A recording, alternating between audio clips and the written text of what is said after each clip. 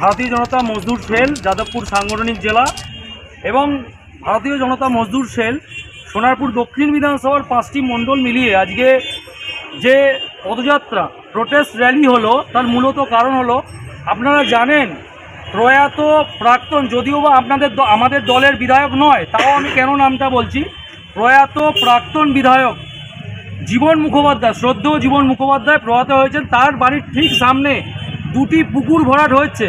আপনারা জানেন বিগত কয়েক দশক ধরে সেই পুকুরে বুড়ো থেকে বয়স্ক থেকে বাচ্চা অবধি ওখানে স্নান করত এবং ওখানে অনেক রকম কার্যক্রম হতো।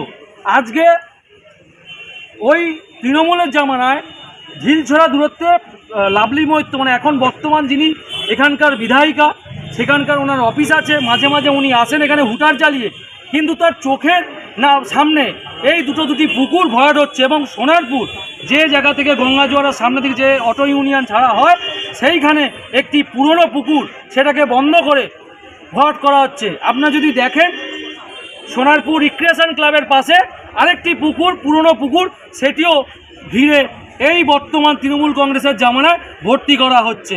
আপনারা জানেন প্রয়াত জীবন মুখোপাধ্যায় পুকুরটা নিয়ে লড়াই করতে গিয়ে তৃণমূল কংগ্রেসেরই লোকের ওর বাড়িতে রাত্রিরে ঢিল মারে এবং সেটি তৃণমূল কংগ্রেস ঢিল মারে এবং সেটি সোনারপুর থানাও জানেন।